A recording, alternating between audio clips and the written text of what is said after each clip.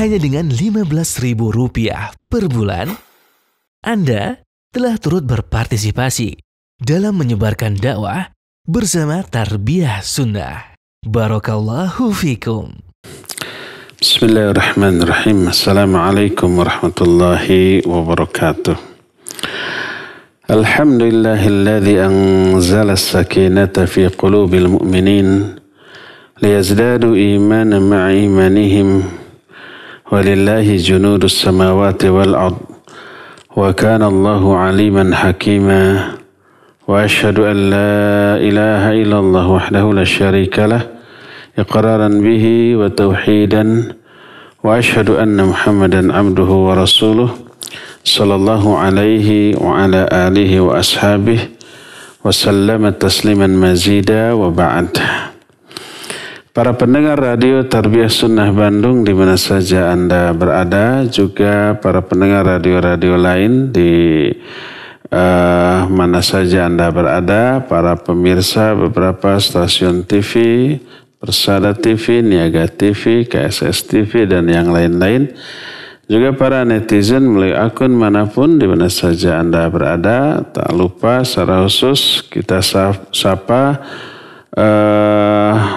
anggota Majelis Ta'lim Mumtaz Indonesia, para alumni haji dan umroh di bawah pengelolaan Mumtaz Travel ataupun Nasratul Ummah Travel di mana saja Anda berada. Alhamdulillah kembali kita berjumpa melanjutkan kajian kitab Ad-Da'u wad-Dawa. Kita masih bicara tentang beberapa dampak buruk dari dosa dan kemaksiatan. Salah satu di antara hukuman bagi pelaku maksiat adalah kemaksiatan itu bisa memperkuat musuh di dalam mengalahkan manusia. Siapa musuh itu? Tentu saja setan. La'natullahi alaih. Setan lebih terkuatkan di dalam menguasai manusia dengan kemaksiatan yang dilakukan oleh manusia tersebut. Setan itu memiliki pasukan yang memerangi kita. Ketika kita maksiat, kekuatan dari pasukan setan itu menguat. Kenapa demikian? Karena Allah Azza wa Jalla telah menguji manusia dengan dilepaskannya setan yang selalu mendampingi manusia, tak pernah berpisah walaupun sekejap, selalu menemani dan tidak pernah tertidur, tidak pernah lalai. Mereka melihat manusia dari arah yang manusia tidak bisa melihat mereka. Mereka itu mengerahkan segenap kemampuan yang dimilikinya untuk memusuhi manusia dalam segala keadaan. Tidak ada satupun cara yang bisa mereka lakukan untuk menipu manusia kecuali akan dimanfaatkan, dipergunakan cara tersebut untuk menguasai manusia. Mereka juga memiliki bantuan dari anak-anak turunan iblis dari kalangan setan-setan bangsa jin dan juga setan-setan bangsa manusia. Mereka sudah membentangkan tali, menyiapkan belenggu-belenggu. Mereka juga sudah memasang jerat-jerat, jebakan-jebakan, dan juga jaringan-jaringan. Mereka bilang tuh ke anak buahnya dari kalangan setan-setan bangsa jin, perhatikan tuh musuh kalian, hati-hati. Musuh kalian, musuh bapak-bapak kalian, jangan sampai lolos tuh. Jangan sampai mereka memperoleh bagian surga sedangkan kalian memperoleh bagian neraka. Jangan sampai mereka meraih bagian dari rahmat Allah Azza wa Jalla sementara kalian memperoleh laknat. Kalian sudah tahu kehinaan, laknat yang Allah timpakan kepada kita. Dijauhkannya kita dari rahmat Allah Azza wa Jalla itu karena sebab manusia. Maka kerahkan seluruh kemampuan kalian. Yuk kita kerjasama di dalam perjuangan ini, ya. Itu seruan si setan kepada anak-anak buahnya. Akan tapi Allah Azza wa Jalla pun telah memberitahukan kepada kita tentang semua yang berkaitan dengan musuh kita, setan laknatullahi alaih. Dan kita sudah diperintahkan oleh Allah untuk mempersiapkan diri, untuk menyiapkan pasukan yang dibutuhkan. Ketika Allah Azza wa Jalla tahu bahwa manusia dan anak-anak turunannya telah diuji oleh Allah melalui syaitan laknatullahi alaihi ini. Dan karena itulah Allah telah menyiapkan bantuan berupa pasukan tentara yang kelak akan berjumpa dengan tentara dan pasukan musuh dari kalangan syaitan laknatullahi alaih. Allah telah bentangkan medan jihad di negeri ini selama seumur hidup mereka, yang masa hidup manusia itu hanya beberapa hembusan nafas dibanding kehidupan akhirat. Allah Azza wa Jalla telah membeli jiwa dan harta orang-orang mukmin dengan surga. Mereka berperang di jalan Allah. Mereka membunuh dan terbunuh. Dan Allah menerangkan bahwa itulah janji yang pasti yang Allah tuangkan dalam kitabnya yang mulia, Taurat, Injil, dan Quran. Allah pun mengabarkan bahwa tidak ada yang lebih memenuhi janjinya selain Allah Subhanahu wa ta'ala. Lalu Allah memerintahkan mereka untuk berbahagia atau bergembira dengan perjanjian ini.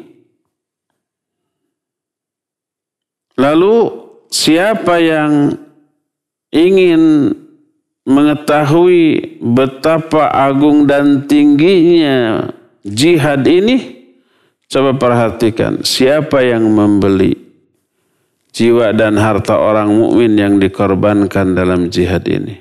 Allah. Apa sih harga, setinggi apa harga yang Allah berikan untuk membeli harta dan jiwa orang mukmin ini? Surga.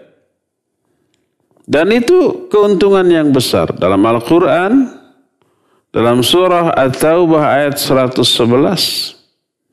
Allah menyatakan, Inna Allah ashtara minal mu'minina anfusahum wa amwalahum bi anna lahumul jannah yuqatiluna fi sabilillah fayaqtuluna wa yuqtalun wa'dan alaihi haqqa fit Taurat wal Injil wal Quran wa man aufa bi ahdihi minallah. Sesungguhnya Allah telah membeli jiwa dan harta orang-orang mukmin dengan surga. Orang mukmin menjual hartanya, menjual jiwanya kepada Allah. Allah membelinya dengan surga. Inna Allah ashtara minal mu'minina anfusahum wa amwalahum bi anna lahumul jannah yuqatiluna fi sabilillah. Ini proses jual belinya, akad jual belinya. Mereka berjihad di jalan Allah. Fayaqtuluna wa yuqtalun. Mereka membunuh atau terbunuh. Wa'dan alaihi haqqa. Sebagai janji yang benar dari Allah. Dan siapa yang lebih bisa memenuhi janji daripada Allah? Yang Allah tetapkan dalam Taurat, Injil, dan Quran. Lalu kata Allah, wastabshiru bi bai'ikumul ladzi bay'atum bih. Berbahagialah kalian dengan jual beli yang kalian lakukan dengan Allah Subhanahu wa taala ini. Lalu di akhir ayat Allah menyatakan dzalika huwal fawzul azim. Itulah keberuntungan yang sangat besar, yang tidak ada ruginya.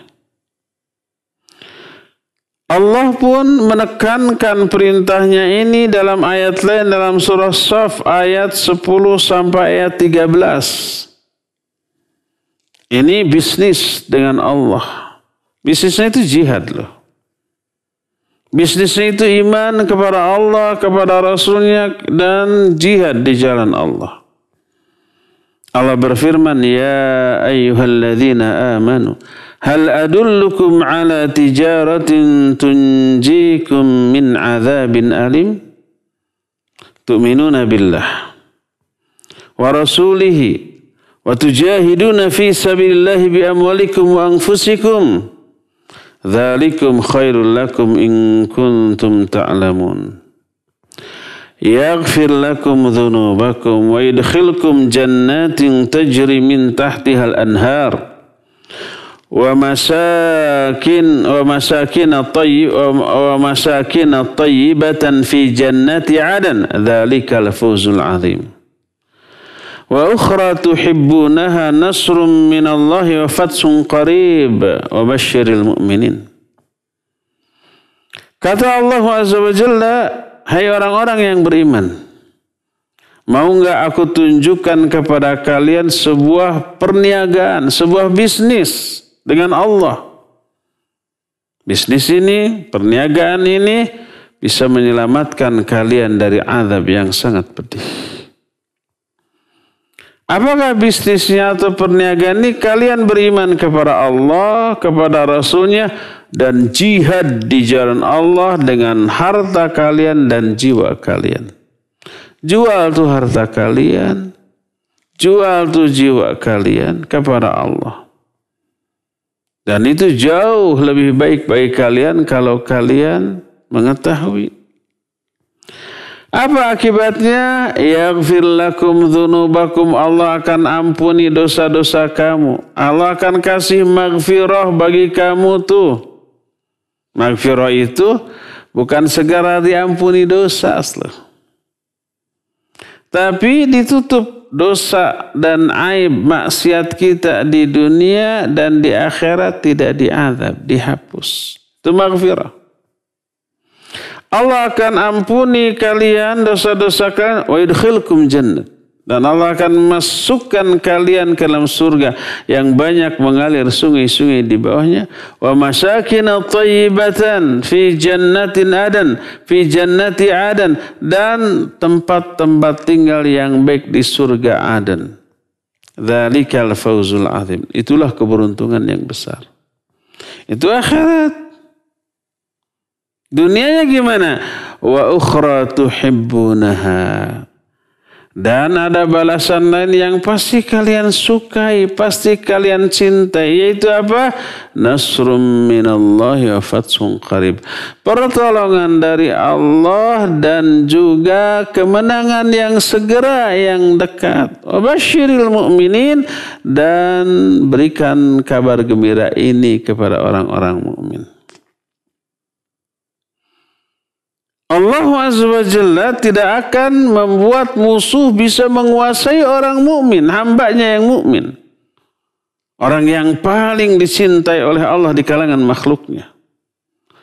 Orang yang menjadikan jihad sebagai amalan yang paling dicintainya.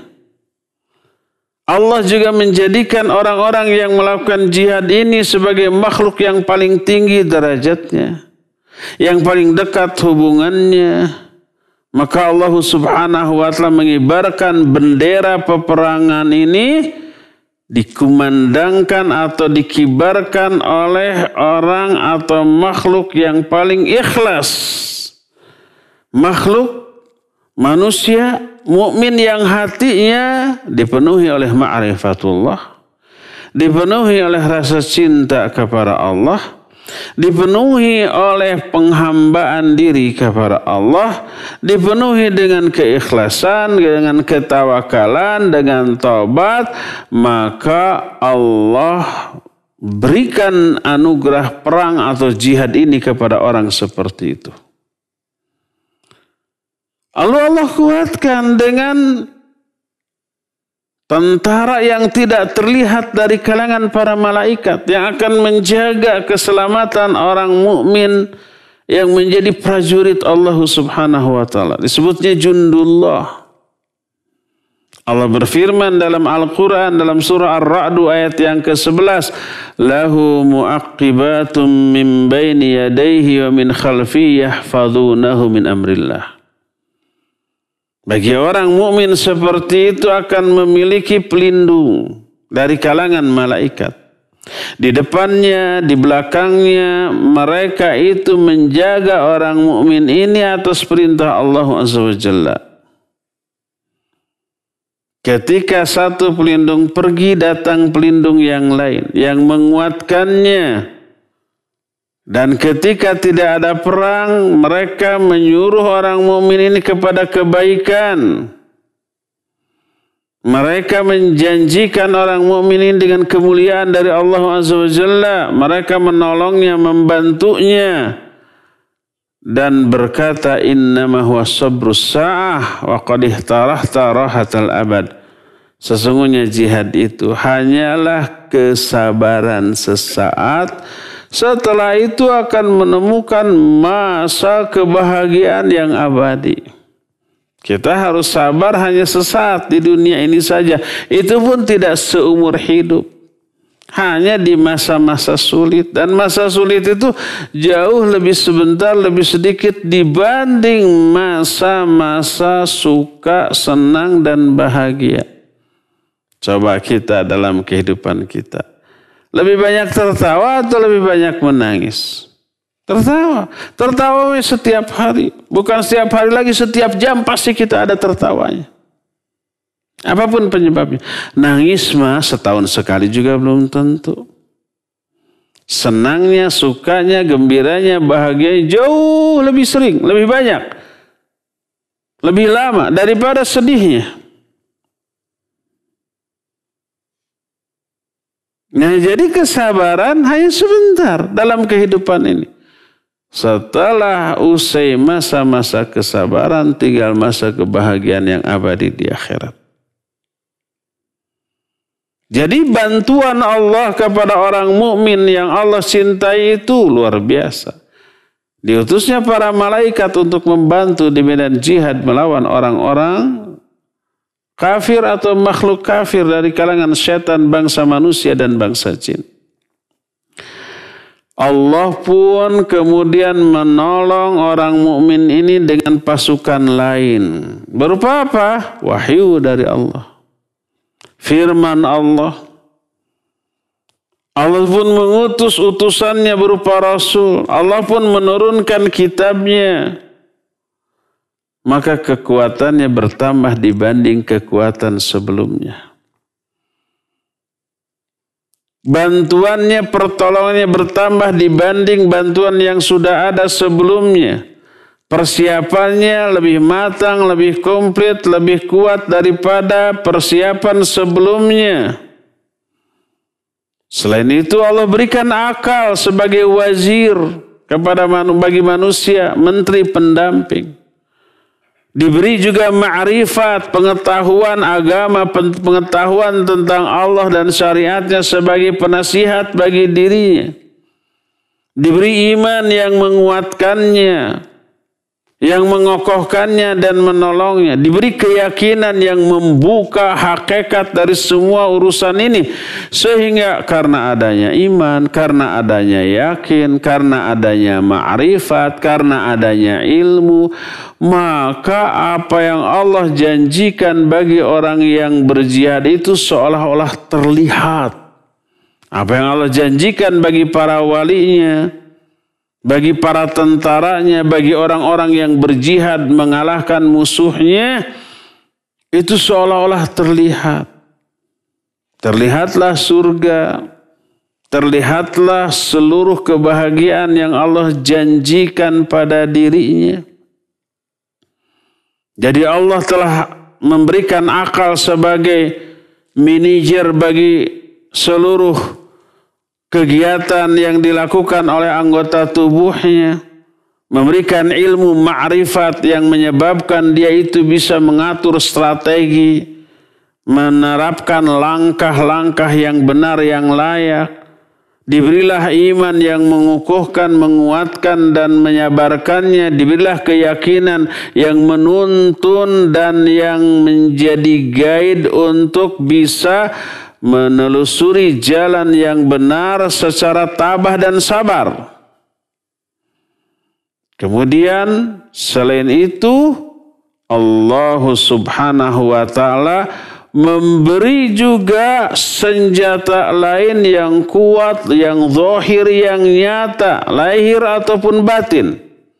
Diberi mata untuk menelaah, diberi telinga untuk mendengar, diberi lisan sebagai penerjemah, diberikan juga kedua tangan, kedua kaki sebagai pembantu. Di samping itu, para malaikat pemikul aras memberikan bantuan secara spiritual. Berupa apa? Mereka memintakan ampunan bagi orang-orang yang beriman. Minta agar orang beriman itu dijaga dari semua keburukan lahir batin dunia akhirat. Minta agar kelak dimasukkan ke dalam surga. Minta agar Allah membantu dan membelanya. Dalam surah Ghafir mulai ayat 7 tuh. Alladzina yahmiluna al-'arash wa man hawlahu yusabbihunahu wa yu'minuna bihi wa yastaghfiruna lilladzina amanu Rabbana wasi'ta kulla syai'in ilma wa rahmah. Para malaikat pemikul arsy dan malaikat yang ada di sekelilingnya, di sekeliling arsy. Kata Imam Al-Qurtubi, sebutan malaikat sekeliling arsy itu disebut dengan sebutan malaikat karubiyun, saking dekatnya posisinya dengan Allah Azza wa Jalla. Dan itu malaikat yang mulia, yang jumlahnya wa ma ya'lamu junuda rabbika illahu. Tak ada yang tahu kecuali Allah, saking banyaknya. Para malaikat pemikul arsy dan yang sekelilingnya itu selalu bertasbih memuji Allah dan beriman kepadanya. Wa yastaghfiruna lilladzina amanu. Memintakan ampun tuh bagi orang-orang yang beriman. Mendoakan agar dijaga dari segala macam keburukan. Allah berfirman kepada para malaikat, haulai hizbi wa hizbullahi humul muflihun. Mereka itu tentara kami, pasukan kami itu. Dan tentara Allah itu pastilah akan menang, akan unggul sebagaimana firman Allah dalam Al-Quran surah Al-Mujadilah ayat 22, ulaika hizbullah ala inna hizballahi humul muflihun. Merekalah tentara Allah, hizbullah. Dan ingatlah, tentara Allah itu pasti menang. Dalam surah As-Saffat 173 Allah berfirman, wa inna jundana lahumul ghalibun. Sungguhnya tentara kami itu pasti akan menang. Lalu Allah memberikan tuntunan ketika berjihad. Kata Allah Subhanahu wa ta'ala,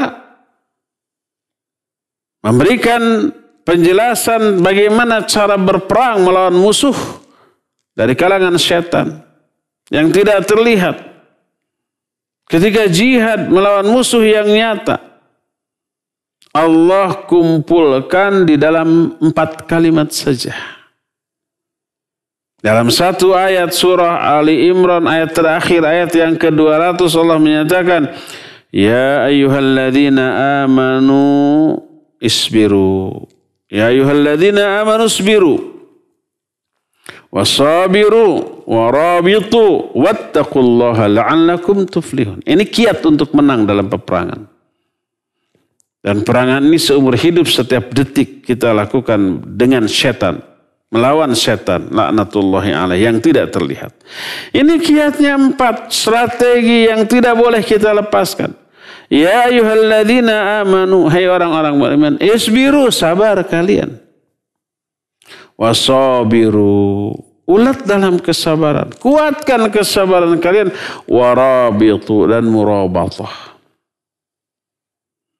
Murabatah itu apa ya bahasa kitanya? Ngeronda. Siskamling. Di mana? Tentu saja pertama di perbatasan-perbatasan. Jangan sampai ada infiltrasi dari pihak musuh.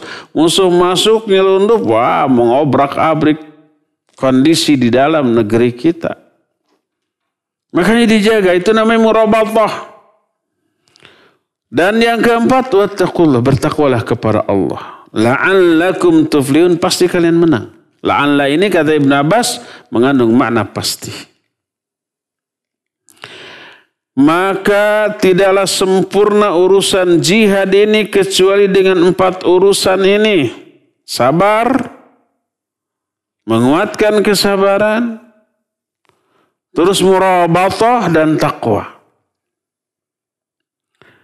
Tidaklah sempurna kesabaran kecuali dengan menguatkan kesabaran ini ketika menghadapi musuh. Siapa yang harus sabar? Hati. Agar hati ini tidak termasuki musuh. Hati ini harus tetap berjaga di mana di perbatasan yang mungkin bisa dimasuki oleh musuh. Kalau dia sabar di dalam memata-matai, menelaah,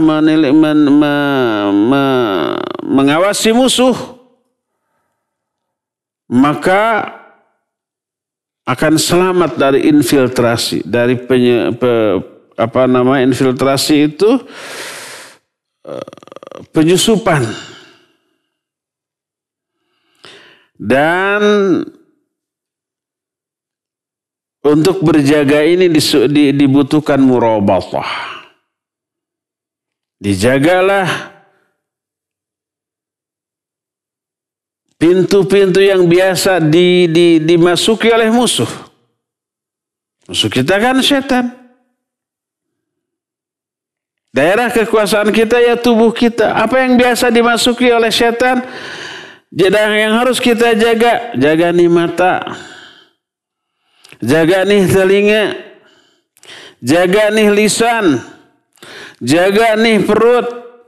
Jaga nih tangan dan kaki. Itu border, itu adalah perbatasan-perbatasan yang perlu dijaga karena itulah pintu masuk yang biasa dimasuki oleh musuh, oleh setan. Kalau sudah masuk maka setan merajalela mengadakan berbagai macam kerusakan. Maka perlu murabatah, siskamling. Menjaga perbatasan atau pintu yang biasa dimasuki, jangan sampai dibiarkan kosong. Lalu masuklah setan untuk mengobrak-abrik pertahanan dari dalam. Nanti akan secara khusus kita bahas bagaimana cara menjaga semua pintu masuk yang biasa dimasuki oleh setan. Menjaga telinga, menjaga lisan, menjaga mata, menjaga juga perut, menjaga mulutnya ya dari makanan. Mulutnya ada 2 yang harus dijaga nih. Lisan dari ucapan dan makanan. Jangan sampai itu dijadikan pintu masuk setan. Juga tangan dan kaki, semua indera kita. Itu adalah pintu-pintu masuk yang biasa dijadikan celah oleh setan untuk menguasai manusia. Selain itu, bantuan yang Allah berikan kepada orang mukmin selain menerapkan 4 strategi tadi, sabar, musabarah, murabatah, dan takwa, juga ada sahabat-sahabat Rasul sallallahu alaihi wasallam. Mereka lah sebaik-baik makhluk setelah para nabi, para rasul. Mereka lah perlindungan yang paling agung dari syaitan. Para sahabat sehebat itu ternyata tergoda oleh syaitan, membiarkan satu tempat yang bisa dimasuki oleh musuh, lalu karena hal itulah mereka mengalami kekalahan di perang Uhud. Nabi SAW di perang Uhud itu menempatkan 50 sniper kalau sekarang, para pemanah. Itu terjaga aman kaum muslimin. Ternyata ditinggalkan, kosong, direbut musuh. Terjadilah apa yang sudah terjadi.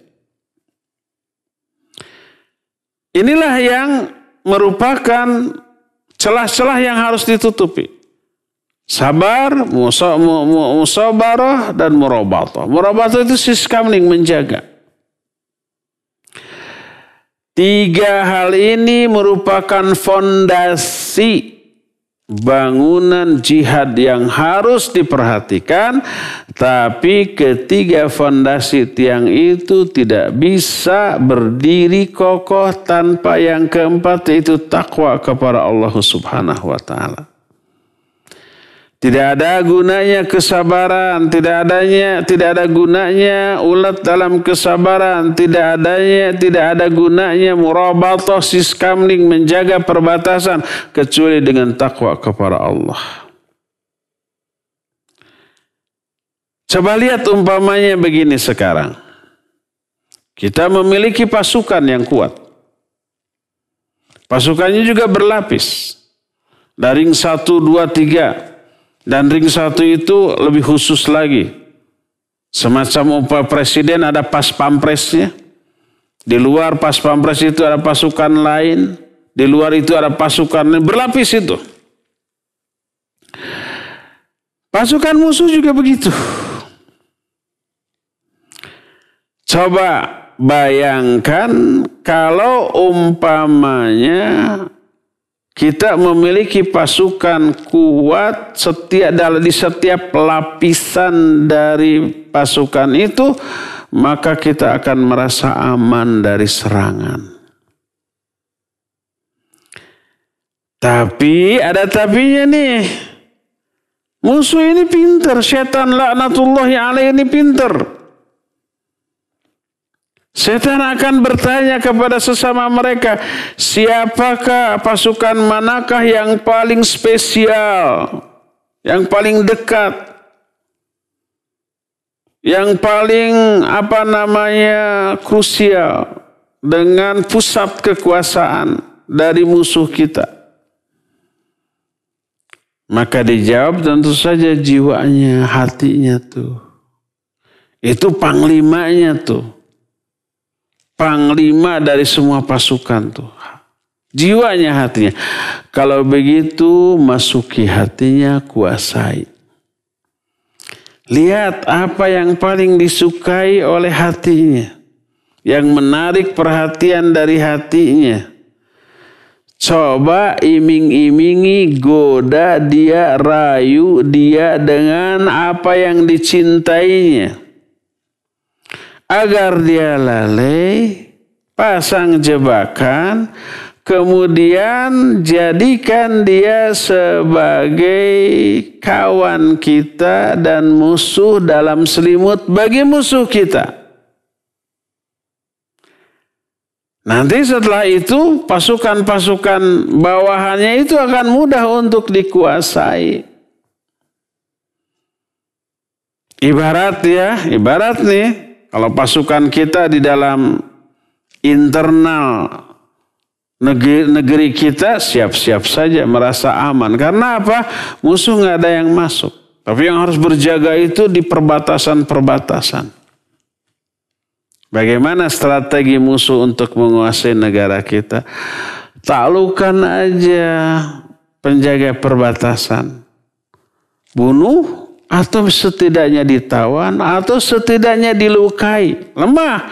Setelah melemah bisa dimasuki dalam keadaan prajurit tentara di dalam inter negara kita lengah karena merasa aman. Merasa aman lengah maka diserbu, sangat mudah untuk dikuasai. Panglima dari semua tentara dalam tubuh kita ini hati kita. Setan memasuki hati kita ini agar lalai.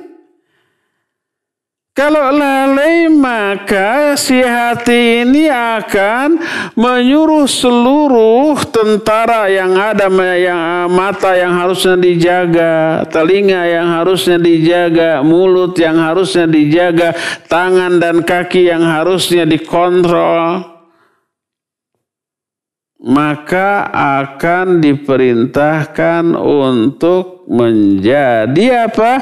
Menjadi pintu masuk pasukan setan. Dilalaikanlah telinga dengan musik dan nyanyian dan apapun yang buruk untuk didengar. Yang harusnya didengarkan bacaan Al-Quran, didengarkan padaran ilmu dan hadis, enggak, malah sebaliknya akan memperlemah. Masuk tuh godaan setan melalui telinga, masuk ke dalam hati. Mata yang harusnya dipakai melihat hal-hal yang menguatkan iman. Perhatikan ayat-ayat Allah. Baik ayat-ayat Allah yang kauniyah ataupun yang syar'iyah. Ayat Allah yang syariah ya Al-Quran dan Sunnah. Pakai ini mata untuk baca, mempelajari ilmu, memahami ilmu. Pakai untuk melihat ayat-ayat kauniyah berupa alam. Karena dalam alam ini ada tanda-tanda kebesaran Allah. Pikirkan tuh. Inna fi khalqis samawati wal ard. Wa ikhtilafil laili wan nahar la ayatin li ulil albab. Sesungguhnya dalam penciptaan langit dan bumi, pergantian siang dan malam, itu ada tanda-tanda kekuasaan Allah bagi orang-orang yang suka berfikir. Lihat telaah langit, bintang, bulan, matahari, siang dan malam, dan seterusnya. Dipakai itu. Ini malah dipakai hal-hal yang bisa memperlemah imun dari iman kita. Imunitas dari agama kita. Dipakai melihat hal yang Allah haramkan. Seperti itu. Lisan yang harusnya digerakkan untuk zikir, membaca Al-Quran, belajar mengajar ilmu, amar ma'ruf nahi munkar, ta'awun al-birri wa taqwa, malah dipakai untuk keburukan. Menyenandungkan lagu dan nyanyian, berdusta, bergibah, mencela, menghina, memfitnah, dan sejenisnya. Ya, semakin banyak pasukan setan yang musuh ke dalam tubuhnya. Apa akibatnya? Dikuasailah seluruh tubuhnya oleh setan laknatullahi alaih. Akhirnya apa? Matanya sudah dikuasai oleh setan, hanya menyukai hal-hal yang Allah haramkan. Telinganya juga hanya menyukai apa-apa yang Allah haramkan untuk didengar. Lisannya hanya mengatakan apa-apa yang Allah murkai untuk dikatakan.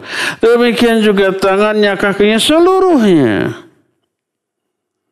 Semakin kuatlah dominasi si setan dalam tubuhnya.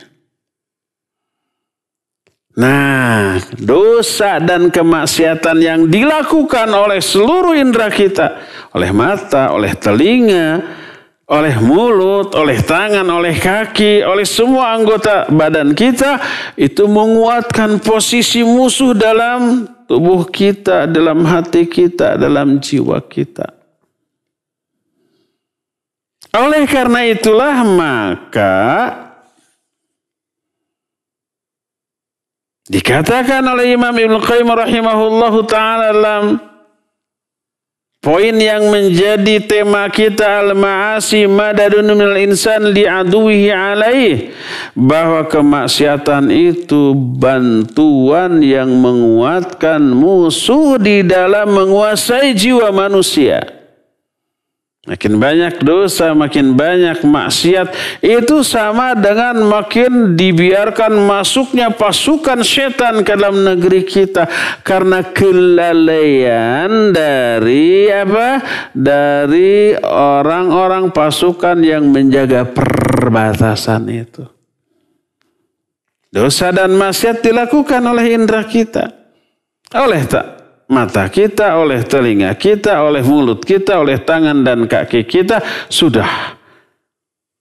Maka deraslah aliran dari pasukan musuh yang masuk ke dalam tubuh kita. Akhirnya terkuasai oleh setan. Ini yang dimaksud dengan bahwa dosa dan maksiat menguatkan, menambah kekuatan setan di dalam menggoda kita sebagai manusia.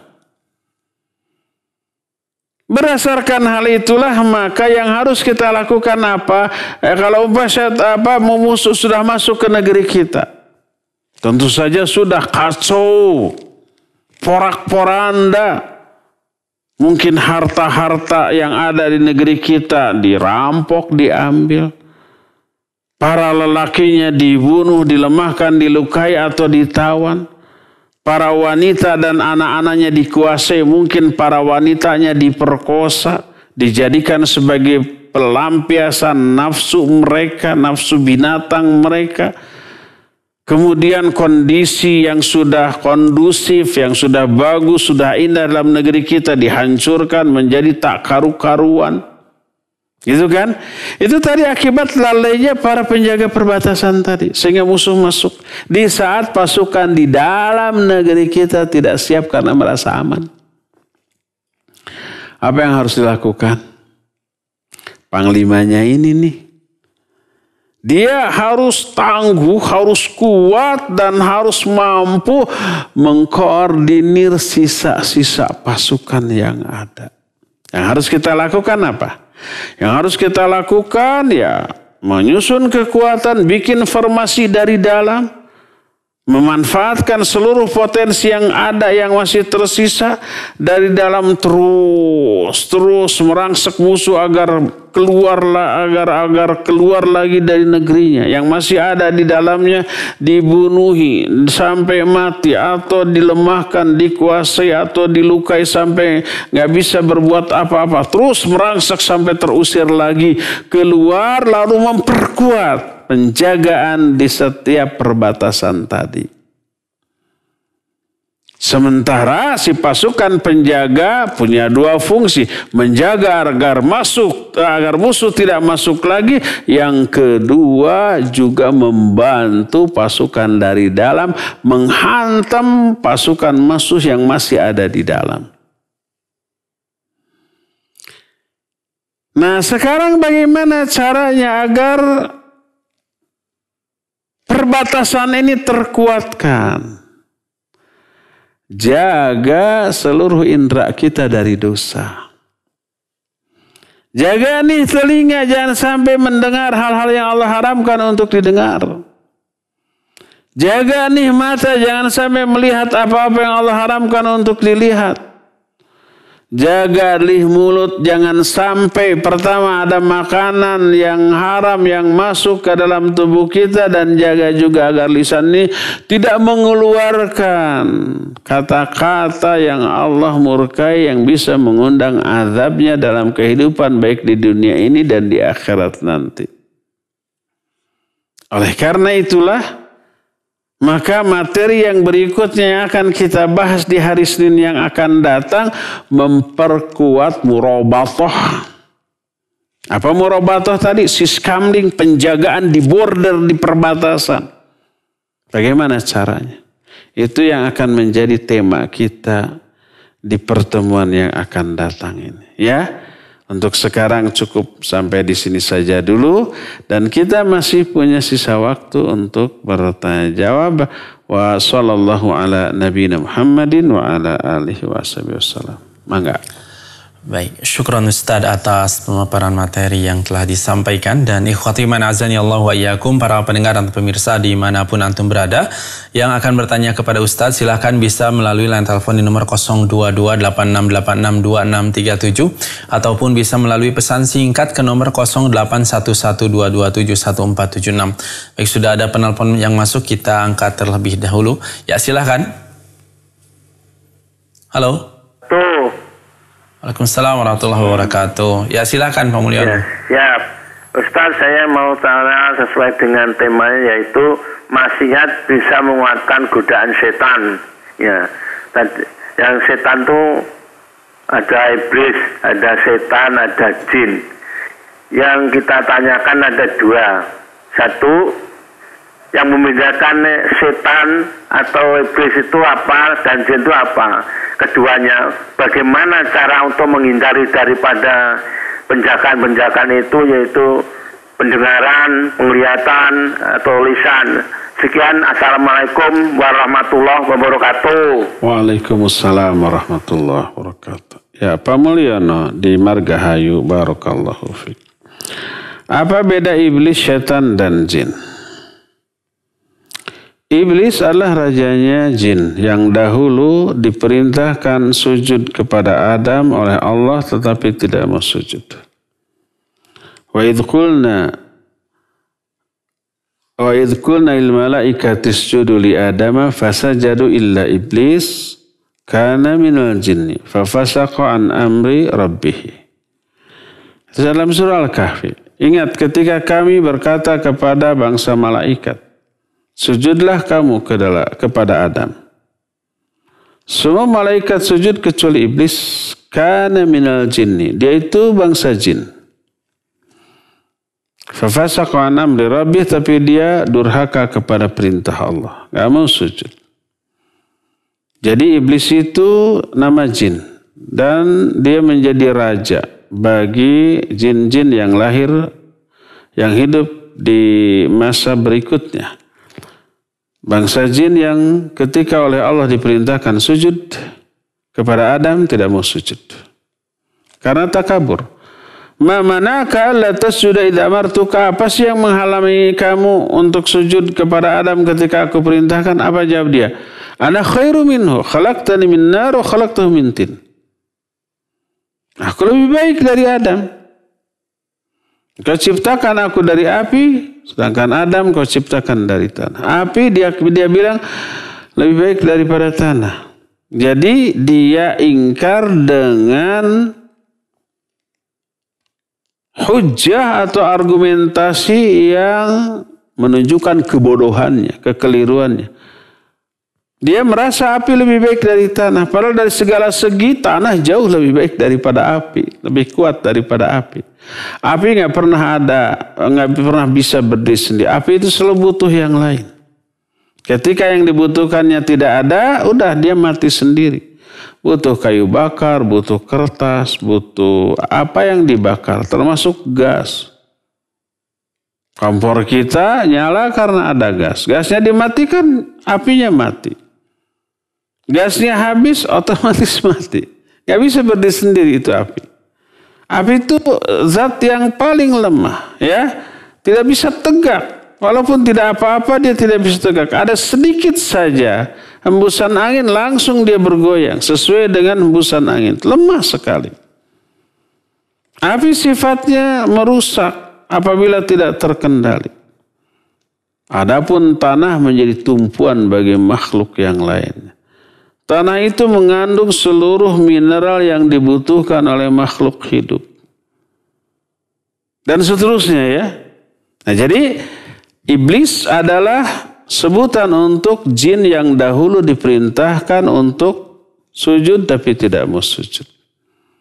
Itulah yang kemudian dicap sesat, calon penghuni neraka, lalu dia minta tempo jangan dimatikan sampai kiamat.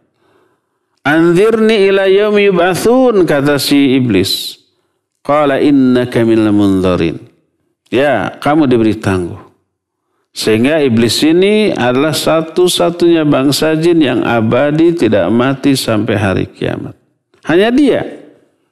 Adapun jin turunannya tetap mati seperti manusia.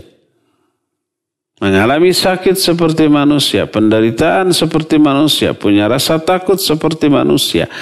Dan tidak abadi, mati mereka itu. Yang tidak mati hanya iblis. Itu iblis. Adapun jin adalah makhluk yang Allah ciptakan dari api. Wa khalaqal insan min marij min nar. Wa khalaqal janna min marij min nar. Allah telah menciptakan jin itu dari apa? Dari api yang menyala-nyala. Khuliqatil malaikati min nur wa khuliqal jan min marij min nar wa khuliqal adam mimma usifa lakum.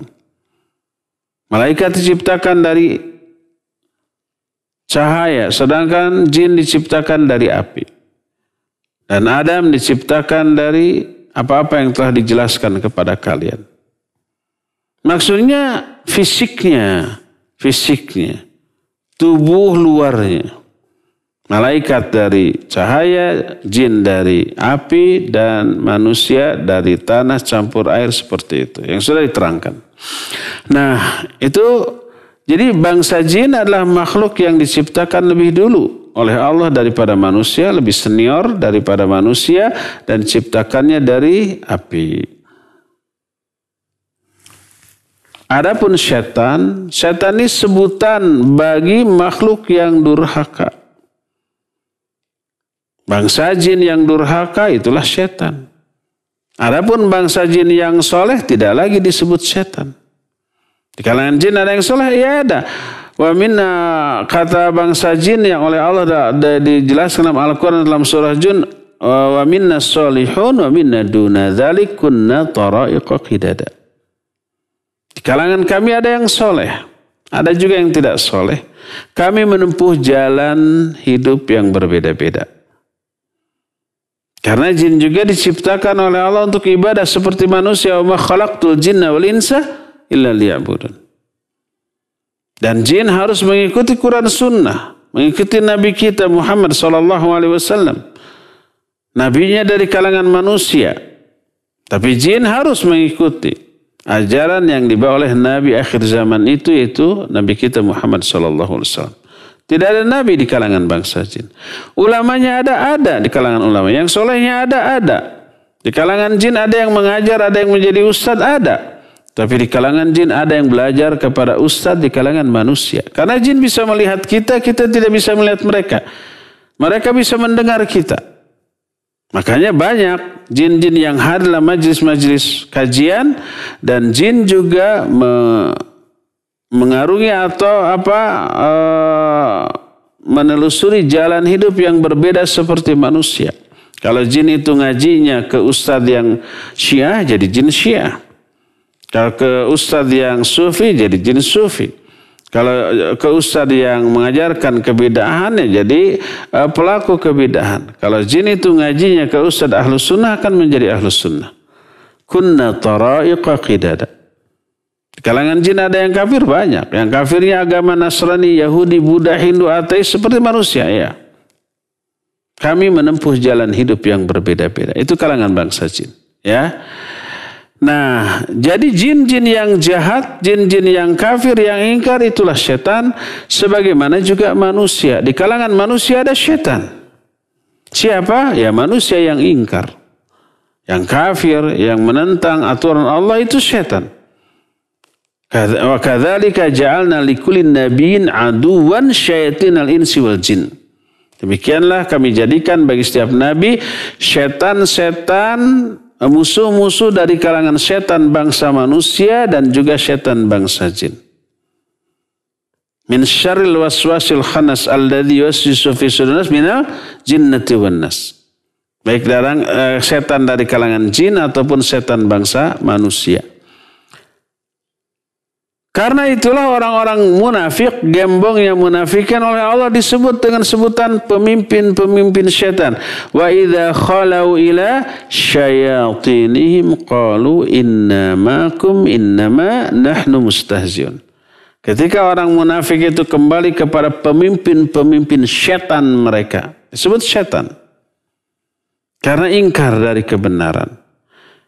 Itulah perbedaan antara 3 sebutan dari iblis, jin, dan setan. Jin adalah makhluk yang diciptakan oleh Allah dari tanah. Ada yang soleh, ada yang durhaka. Adapun dedengkotnya jin yang dulu diperintah oleh Allah untuk sujud ke Adam tapi tidak mau sujud, itulah iblis. Setiap jin yang durhaka itulah setan. Adapun jin muslim yang soleh maka tidak disebut setan. Dan setan sebutan bagi setiap makhluk yang durhaka, baik itu jin, manusia, atau bahkan juga binatang. Ya, demikian Pak Mul, itu pertanyaan pertama. Pertanyaan kedua, bagaimana caranya agar menjaga telinga, mata, lisan, dan seterusnya. Itu materi itu pertanyaan dijawab berupa judul materi yang akan datang. Pak Mulyono harus mendengar lagi untuk mengetahui jawabannya. Demikian Pak Mul, wallahu a'lam bissawab. Silakan lagi. Baik, syukran Ustadz atas jawaban yang disampaikan. Ikhwati man azani Allah wa iyyakum, kami mengundang kembali antum yang akan bertanya melalui line telepon di nomor 02286862637 ataupun silakan bisa mengirimkan pertanyaannya melalui pesan singkat ke nomor 081122714776. Baik, kita angkat telepon selanjutnya. Ya, silakan. Halo. Baik, sudah terputus. Silakan bisa dihubungi kembali dan kita berpindah dulu ke penanya melalui pesan singkat. Assalamualaikum Ustadz, izin bertanya, kalau kita menyekolahkan anak di pesantren, apakah sama dengan jihad di jalan Allah atau mengeluarkan harta di jalan Allah, Ustadz? Jazakallahu khairan, mohon penjelasannya. Silakan. Iya, wa jazakillahu khairan. Mencari ilmu itu jihad. Kata Rasul sallallahu alaihi wasallam, man kharaja min baitihi yaltamisu fi ilman fahuwa fi sabilillah hatta yarji'a. Siapa orang yang keluar dari rumah untuk mencari ilmu, maka dia itu sedang di jalan Allah sampai dia kembali. Jadi apapun yang dia lakukan, pengorbanan apapun yang dia keluarkan untuk mencari ilmu, itu di jalan Allah. Baik uang yang keluar untuk umpama ongkos, untuk makan selama mencari ilmu karena ya butuh makan minum. Untuk membeli peralatan yang dibutuhkan untuk belajar, membeli kitab, membeli buku tulis, membeli alat tulis, membeli juga umpamanya alas untuk menulis. Alas menulis itu fisabilillah. Jadi uang yang keluar untuk itu menyekolahkan anak itu sama dengan mengeluarkan harta di jalan Allah. Termasuk umpamanya, wah saya nggak punya anak, tapi saya ingin memiliki pahala dari itu, maka tadi ada anak asuh, ada orang tua asuh biayai, atau bangun pesantrennya, biayai pembangunannya, atau peralatan yang dibutuhkannya. Apa yang dibutuhkan untuk anak-anak? Mushaf Qur'annya, alat tulis, alat-alat tulisnya, buku tulisnya, pulpennya dan seterusnya. Ya, saya yang membiayai mereka. Atau umpamanya kita butuh bangku ya, untuk alas menulis. Termasuk di sini di Masjid Umar bin Khattab ini setiap ba'da maghrib sampai isya ada pengajian tafsir ringkas. Tidak semuanya, hanya beberapa orang untuk mengejar prokes saja maksimal 50% dari kapasitas. Dan kita cek satu-satu. Karunya atau kasianate nggak ada rehal atau apa, ya pokoknya bangku. Nulisnya itu digini gitu ya. Al-Qur'annya di lahun, ada yang di bawah ya, jangan di bawah, ambil. Perlu bangku, nanti bikin. Paling 50 siki. Berapa biayanya? Nggak tahu. Itu fisabilillah. Barangkali ada di antara pendengar yang saya mau bangkunya biar saja aja yang bikinin, yang membiayai. Boleh. Tidak juga tidak apa-apa. paling sabar. Jadi seperti itu. Ya itu fisabilillah. Dan itu manfaatnya permanen sampai hari kiamat. Bukan hanya sampai seumur hidup dia. Sebab walaupun dia mati, ya ilmu yang dia sampaikan kepada orang lain, nanti kan dia calon-calon ustadz nih. Itu akan menyebar ilmunya. Berasal dari biaya yang dikeluarkan oleh si donatur. Anak santri tersebut menjadi tenang, gak perlu mikir bayaran, gak perlu mikir keperluan buku tulis atau kitabnya atau alat-alas untuk menulis, enggak. Tenang. Maka pahala mengalir kepada para donatur yang menunjang aktivitas belajar mengajar santri tersebut. Ya, wallahu a'lam bishawab. Silakan lagi. Baik Ustaz, syukran jazakallahu khairan atas jawabannya, dan kita ke penanya selanjutnya. Assalamualaikum Ustaz, dari Abu Hanan di Baros. Ustaz, semoga Allah senantiasa menjaga Ustaz dan keluarga serta kaum muslimin, amin. Ustaz, maaf di luar tema. Ustaz, kalau kita ingin membayar fidyah 5 porsi ke satu keluarga yang jumlahnya 5 orang, setelah kita bikin 5 porsi dan kita berikan kepada keluarga tersebut, ternyata yang 1 orang sedang tidak ada sehingga hanya dimakan oleh 4 orang, apakah fidyah kita dihitung 5 atau 4 Ustaz? Barakallahu fiik. Silakan. Iya, fidyah dihitung dari apa yang kita keluarkan, bukan dari apa yang dimakan. Yang dikeluarkannya untuk 5 orang, kita asumsikan sampai, ternyata tidak sampai. Baik kita tahu nantinya ataupun tidak tahu, tidak jadi masalah. Yang penting yang kita keluarkan sejumlah yang semestinya untuk sebuah fidyah. Kalau 5 hari tidak saum, ya 5 porsi makanan. Sampaikan kepada orang-orang yang berhak untuk menerimanya. Ya, ternyata ada yang tidak sampai, baik tidak ada atau mungkin saya tidak suka makanan ini. Habis ini mah daging sih, saya biasanya semur jengkol, akhirnya nggak mau makan. Gak masalah, yang penting kita keluarkannya segitu dengan asumsi bahwa itu adalah makanan pokok bagi manusia. Ya, wallahu a'lam bishawab. Silakan lagi. Baik, syukran Ustaz atas jawabannya. Dan kami kembali mengundang para pendengar dan pemirsa dimanapun antum berada yang akan bertanya kepada Ustaz melalui line telepon. Silahkan bisa menggunakan line telepon di nomor 02286862637. Sekali lagi di nomor 02286862637. Ataupun bisa melalui pesan singkat ke nomor 0811 2271476. Baik, pertanyaan selanjutnya Ustaz dari hamba Allah, beliau tidak menyebutkan namanya. Assalamualaikum Ustaz, adakah dalil sholat zuhur tanpa pakai at-tahiyat awal atau tahiyat awal, langsung 4 rakaat dan salam? Syukran Ustaz. Silakan. Tidak ada. Dalam hadis sahih riwayat Imam Muslim, Nabi sallallahu alaihi wasallam menyatakan wa kana yaqulu fi kulli rak'ataini at-tahiyat. Nabi SAW dalam setiap 2 rakaat selalu mengatakan at-tahiyat. Oleh karena itu tidak ada sholat zuhur 4 rakaat tanpa tahiyat awal. Kalau disengaja. Adapun kalau tidak disengaja karena lupa, akhirnya kelewat tahiyat awal, boleh, nggak apa-apa. Asal setelah itu kita ganti dengan apa? Dengan sujud sahwi, maka boleh. Adapun sengaja dilewat, lalu nanti diganti dengan sujud sahwi, bukan karena lupa, tapi sengaja. Karena apa? Karena aduh tahiyat awal terlalu lama, lebih sebentar lagi, lebih sebentar dan lebih simpel, lebih gampang diganti dengan sujud sahwi. Akhirnya sengaja dilewat, padahal ingat nanti diganti dengan sujud sahwi, maka tidak boleh, tidak sah sholatnya. Jadi kalau menyengaja tidak tasyahud awal, bukan karena lupa, tapi karena sengaja, maka tidak sah sholatnya.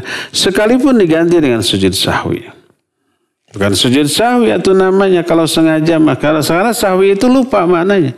Sujud sahwi adalah sujud karena lupa. Ini mah nggak lupa nggak apa, ingat sengaja, tapi karena tahiyat awal lebih berat, lebih ribet daripada sujud sahwi, dia memilih mengganti dengan sujud sahwi dengan sengaja, bukan karena lupa, maka tidak boleh dan tidak sah sholatnya ya.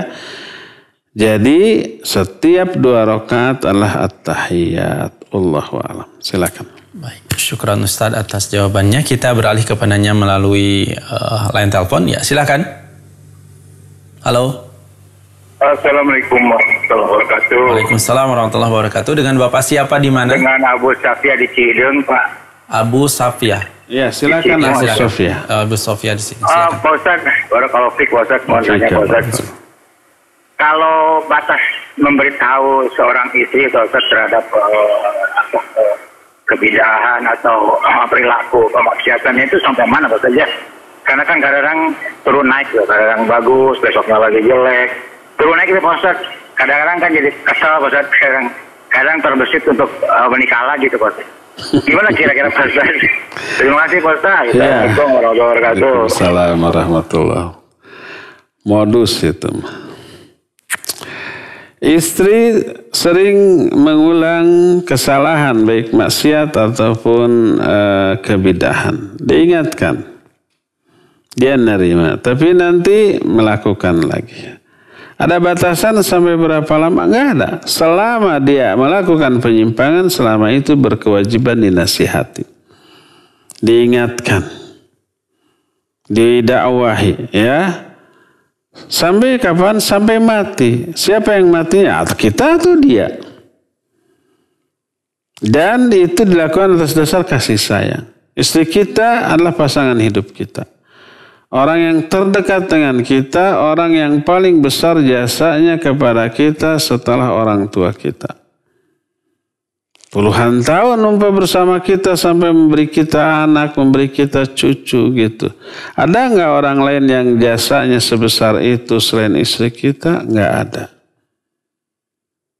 Setelah orang tua, tentu saja orang tua yang paling besar ya. Jadi sayangi mereka, cintai mereka.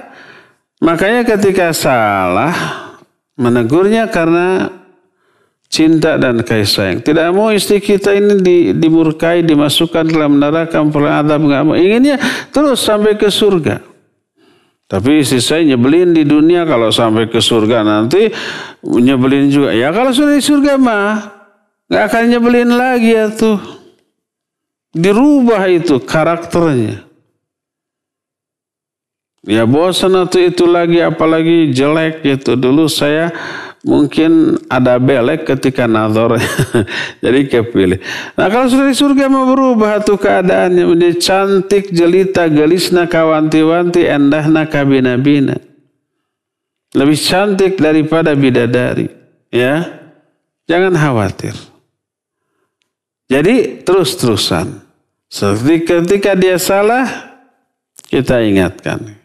Ketika dia keliru, kita nasihati. Kalau umpah dinasihati terus nggak berubah-ubah juga, ada cara lain. Wahjuruhunna fil madhaji, pisah tempat tidur. La yukallimuha wa la yuhadithu, nggak boleh diajak, jangan diajak ngomong, jangan diajak berbicara. Baudan, dicemberutin, dihajar, hajar bahasa Arab bukan bahasa Indonesia. Wah, kata Ustaz, kata Quran dihajar. Bukan. Mudah-mudahan dengan itu berubah. Kalau ternyata dihajar atau didiamkan, dimusuhi, tidak diajak bicara, tidak ditegur, tidak disapa, malah keenakan tetap di atas dosa dan kemaksiatannya, baru pukul. Wadribuhunna. Itu Quran tuh. Surah An-Nisa 34 menyatakan wallati takhafuna nusyuzahunna fa'idhuhunna wahjuruhunna fil madhaji wadribuhunna. Wanita-wanita yang kalian khawatirkan akan durhaka, akan nusyuz kepada suaminya, didik mereka, ajari mereka. Kalau diajari nggak berubah, maka pisah tempat tidur. Jangan ditegur, jangan disapa. Kalau masih nggak berubah, wadribuhunna, pukul mereka. Sudah itu 3 metodologi mendidik anak. Mendidik istri. Kalau ternyata dipukul nggak berubah, pas dipukul malah nakis, terus masang kuda-kuda. Itu istri sudah berakhlak jelek. Ceraikan. Menceraikannya lebih utama. Rasul sallallahu alaihi wasallam menyatakan, "Salasatun idza da'u Allah lam yastajib lahum." 3 golongan manusia yang apabila mereka berdoa akan dikabul doanya. Salah satu di antaranya adalah rajulun lahu imra'atun sayyatul khuluq wa lam yutalliqha. Seorang suami punya istri yang akhlaknya bejat. Gak berubah dengan pendidikan, dengan pembinaan, dengan pengarahan. Tetap saja durhaka, tapi tidak diceraikan juga. Maka ceraikan. Makanya Umar bin Khattab menyuruh anaknya Ibnu Umar menceraikan istrinya. Padahal masih cinta, masih sayang. Bingung. Datang kepada Nabi SAW. Apa kata Nabi? Ati abaka. Taati bapamu. Tidak dikatakan, jangan bapamu salah. Enggak. Taati bapamu. Didukung. Usulan, saran Umar untuk agar Abdullah bin Umar ini menceraikan istri. Diceraikan. Kalau alasannya syar'i, ya. Alasannya tepat, ya. Berdasarkan hal itulah maka Allah Azza wa Jalla atau Rasulullah tidak memberikan solusi nikah lagi. Nggak akan berubah. Kalau nikah lagi tambah ngamuk. Nggak ada hubungan antara nikah lagi dengan pendidikan istri yang pertama. Kalau nikah lagi ya bukan itu alasannya.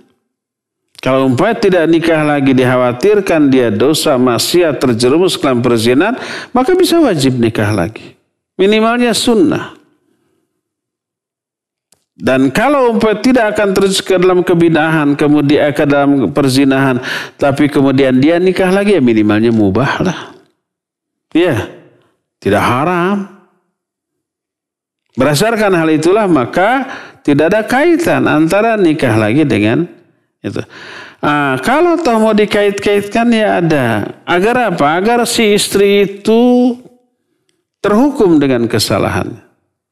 Suatu saat seorang hakim pasti ulama, melihat seorang lelaki sedang memukuli istrinya dengan tongkat karena istrinya melakukan kesalahan, dipukul. Maka oleh hakim dicegah, innamal asa lil hayawan wa innama an-nisa yudrabna bin nisa. Hanyalah tongkat itu untuk memukul hewan. Adapun wanita dipukul lagi oleh wanita. Wanita dipukul lagi oleh wanita. Si lelaki ini nggak ngerti.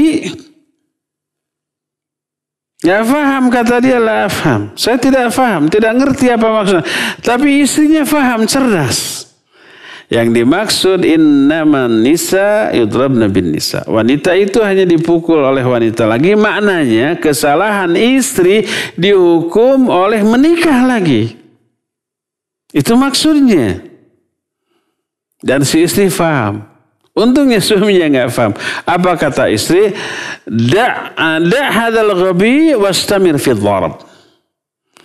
Kata si istri, tinggalkan, biarkan saja orang bodoh ini. Terus aja pukul saya. Dia lebih rela dipukul daripada diduakan, dipoligami, dicandung. Biarkan orang bodoh ini, jangan didengar. Pukul aja terus saya, gitu. Ya. Jadi salah satu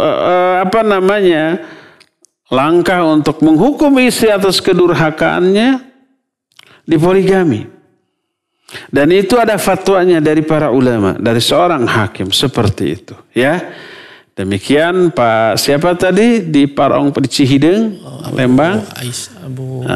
Wallahu a'lam bishawab. Silakan. Baik, syukran Ustadz atas jawabannya. Dan pertanyaan selanjutnya dari hamba Allah. Beliau bertanya, Ustadz, bagaimana hukumnya gaji dari pabrik yang ketika masuk dulu melakukan suap? Karena susah pekerjaan jadi masuk pabrik dengan melakukan suap biar dapat kerjaan. Mohon penjelasannya Ustadz. Iya, suap yang oleh hadis dikatakan ar-rasi wal murtashi finnar. Yang menyuap, yang disuap, dua-duanya dalam neraka. Tapi itu maksudnya adalah suap yang mengandung unsur kezaliman atau merampas hak orang lain. Umpamanya gini, masuk pabrik melalui tes yang biasa, orang lain keterima, kita tidak terima. Kita tidak diterima. Akhirnya kita ngasih uang, sejumlah uang ke manajernya agar kita masuk, otomatis menggantikan orang yang tadi masuk. Akhirnya yang tadi masuk nggak masuk, kita yang masuk karena uang. Itu kita merampas hak orang lain. Maka haram, dan ini yang dimaksud ar-rashi wal murtashi finnar. Yang menyuap dengan yang disuap itu dua-duanya masuk ke dalam neraka. Adapun menyuap, sama juga menyuap, tapi hanya mempertahankan hak kita. Hak kita ini nggak bisa kita dapatkan kecuali dengan memberi sejumlah uang. Maka itu boleh. Seperti contoh umpamanya, kita punya barang yang kita impor dari luar negeri. Ternyata di pabean tertahan. Itu hak kita. Kita membeli dengan sejumlah uang, dengan harga yang mahal. Tapi pas masuk ke dalam negeri nggak bisa. Kecuali dengan memberikan sejumlah uang. Yang uangnya jauh lebih kecil dibanding harga barang itu. Harga umpamanya 10 miliar, kita menyuapnya 100 juta. Daripada hilang 10 miliar, mending 10 juta. Itu nyuap bukan? Ya nyuap. Boleh enggak? Boleh. Karena apa? Karena dalam rangka mengambil hak kita dan tidak merugikan orang lain. Tidak ada hak orang lain yang kita ambil. Maka boleh, tidak dosa. Yang dosa adalah yang meminta uang pelicinnya tadi. Adapun kita yang memberi uang pelicinnya tidak. Karena untuk mengambil hak kita. Barang itu hak kita. Kalau tidak diambil ya rugi 10 miliar. Makanya lebih baik ngasih 100 juta. Agar yang 10 miliar itu selamat. Haram bagi yang menerimanya dan kita dibolehkan melakukannya. Nah, termasuk tadi nyuap ketika masuk umpamanya seluruh persyaratan yang diminta dari kita sudah kita penuhi. Ijazah sudah, ya, pengalaman kerja sudah, semua sudah dan diterima. Tapi ada aja oknum orang dalam yang nakal. Sok boleh saya luluskan. Agar ini bayar berapa sekian juta. Dan kita tidak merugikan siapapun. Tidak mengambil hak orang lain. Ya daripada umpah kita nganggur, ya udahlah lebih baik cari sejumlah uang yang diminta. Kemudian kita masuk ke dalamnya dan bekerja, nanti terpenuhi lagi tuh uang yang kita keluarkan tadi. Nyuap bukan? Nyuap. Tapi tidak mengambil hak orang lain. Itu untuk mengambil hak kita. Hak kita untuk bekerja di sana. Sudah memenuhi persyaratan yang ditetapkan oleh perusahaan tersebut. Tapi ada oknum yang nakal. Bisa saja kita dijegal. Maka boleh menyuap seperti itu. Karena tidak mendolimi siapapun. Tidak mengambil hak siapapun, hanya mengambil hak kita saja. Ya, maka boleh, tidak berdosa. Tapi yang berdosa si oknumnya itu tadi. Mempersulit orang dan mengambil harta yang bukan haknya untuk dia ambil. Nah, otomatis gaji-gajinya menjadi halal baginya, ya.